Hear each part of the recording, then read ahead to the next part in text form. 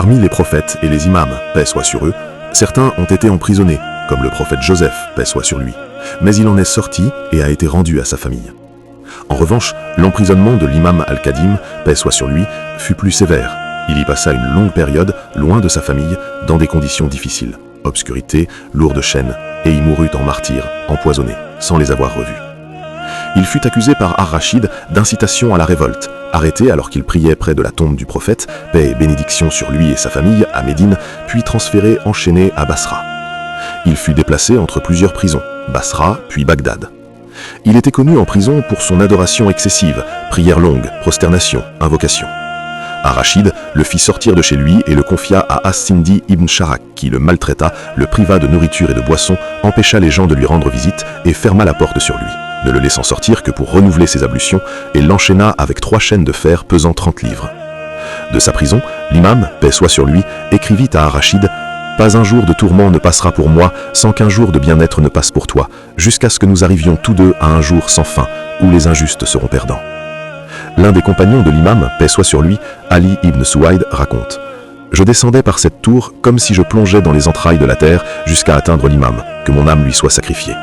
Il était dans une obscurité telle qu'on ne distinguait pas la nuit du jour. Alors que j'étais perplexe, j'entendis la voix de l'imam, paix soit sur lui. « Ô fils de Suwaid, qu'est-ce qui t'amène en ce lieu ?»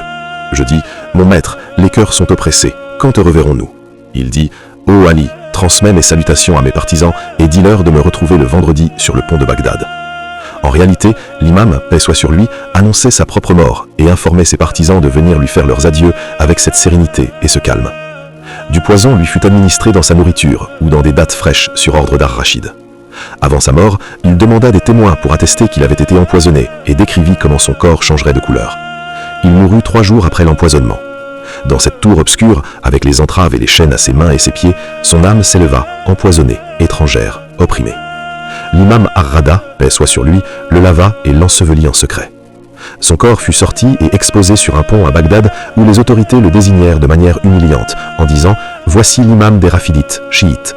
Mais l'oncle d'Ar-Rachid, Sulayman ibn Abi Jafar, intervint et l'appela par l'épithète « le pur, fils du pur ». Les gens lui firent alors une procession funèbre et l'enterrèrent dans les cimetières de Quraysh, actuellement Al-Kazimiya à Bagdad, enseveli avec ses chaînes, comme il l'avait recommandé. اللهم صل على محمد وآل محمد